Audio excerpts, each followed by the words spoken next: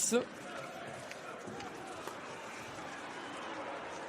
Avec une nouvelle possibilité, l'ouverture du score au premier poteau, il a pu lever cette rondelle. C'est très bien fait de Profico qui était lancé. Il y avait du monde au deuxième poteau, il a bien fait de prendre sa chance. Et après 3 minutes, après cette situation spéciale qui n'aura pas forcément donné grand chose, eh bien les Saint-Gallois ont continué sur le même rythme et Profico au premier poteau. Ouais, il n'était absolument pas chargé, Profico. Il a eu tout loisir sur cette mauvaise relance d'Ernie de Persol. Et Profico qui ouvre donc comme l'ailier du premier bloc, Emmentalois, avec une nouvelle frappe et le numéro 2 qui tombe comme un fumeur de la part de Duner juste après la réussite de Profico. Eh bien, ça commence extrêmement mal pour les hommes de Heinz Ehlers. Cette frappe du poignet de Nico Duner qui fait mouche. Et après l'ouverture du score de Profico, les supporters Saint-Gallois qui ont l'occasion de jubiler une deuxième fois. On revoit cette frappe, il est doublement masqué, Pounenovs. Ah, il a profité de... Ça n'est pas terminé, ils sont en feu les Lakers dans ce début de match. Avec un puck qui traîne en 3 temps et le but. La réussite d'Andrew Rowe qui s'obstine, le capitaine, devant ce malheureux portier. Ivars Pounenovs qui connaît un début de soirée cauchemardesque. Andrew Rowe après 5 minutes et 20 secondes. Et c'est déjà le 3-0 pour la plus grande joie de ces jeunes supporters. Tout heureux d'avoir consacré leur mardi soir à cette rencontre et à ce début de match un peu fou des Lakers en 2 temps. Andrew Rowe et la passivité de nouveau de l'arrière-garde Larry Laguerre qui est concentré avec une rondelle qui traîne. Pessonen, c'est l'extérieur de la cage qui a été touché. Nouvelle frappe et la réduction du score, c'est très bien fait de la part de Pessonen qui trouve Glauser au deuxième poteau. Et cette réduction du score, Emmentalois qui relance les actions des hommes d'Heinz Ehlers, son deuxième but de la saison pour Glauser, qui reprend parfaitement au deuxième poteau cette ouverture de Pessonen. Son deuxième but, on le disait, donc de la saison pour Andrea Glauser. On reprendre leurs 3 longueurs d'avance acquises dans le premier tiers.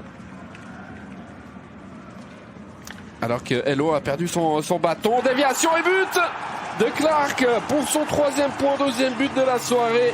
À 44 secondes du terme de ce tir médian. Eh bien, c'est de nouveau 3 longueurs d'avance pour les Saint-Gallois. Le sourire sur le visage de Kevin Clark. On revoit la déviation du meilleur compteur de la formation saint-galloise qui parvient à glisser la rondelle entre les jambes.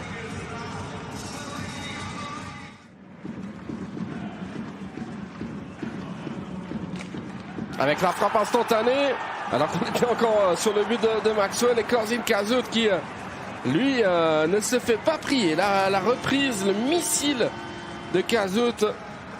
On était en train de biffer sur notre feuille de match la réduction du score à 4-2. Et au lieu du 4-2, on se retrouve à 5-1 immédiatement pour la plus grande joie de ses supporters. 5-1. Christo qui trouve Glauser de l'autre côté.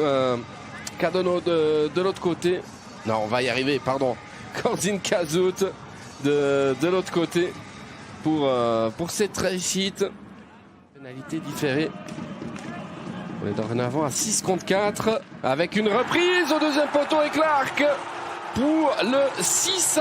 C'est un score de tennis pour des Saint-Gallois qui, sur cette pénalité différée à 6 contre 4, parviennent à marquer une nouvelle fois par Clark. Clark, il est dans tous les bons coups ce soir. au deuxième poteau. Il ne se fait pas prier pour la glisser au bon endroit. Kevin Clark, son deuxième but de la soirée, la deuxième en situation spéciale. Cette fois-ci à 6 contre 4.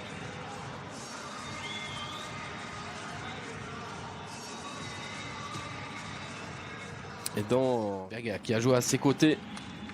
En fin de powerplay, c'est un peu mieux. Avec cette frappe et cette réduction du score. Signé Benjamin Neukom. Petite faute de main au passage de Melvin Niffler qui a laissé filer.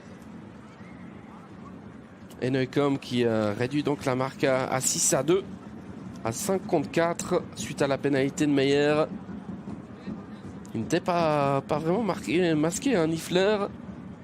Ouais, quoique quand même, il y avait un de ses coéquipiers qui, en l'occurrence Martin, qui temporise et qui parvient à trouver un coéquipier. C'est bien fait avec Rowe encore back-end. Et le but, le 7e en infériorité numérique. Eh bien, tout sourit ce soir au sein gallois. C'est remarquable ce qu'il a entrepris, Rowe. Lui qui a récupéré le puck, qui est parti tout seul, qui a ensuite temporisé un petit tour sur lui-même. Un appui sur son coéquipier. On revoit tout cela. Andrew Rowe, là, le capitaine qui a fait vraiment du travail de vieux briscard pour aller marquer ce 7e. On revoit tout cela avec son appui sur Cédric Eschler. Avec Pessonen qui frappe et qui marque. Elle est belle cette réussite de Harry Pessonen. À 5 contre 4, c'était bien fait. Pessonen qui marque son 18e but de la saison. 7-3. Eh bien, on est gâté en réussite ce soir. Di Domenico qui ouvre sur Pessonen. Et la frappe du poignet du Finlandais qui fait mouche au premier poteau.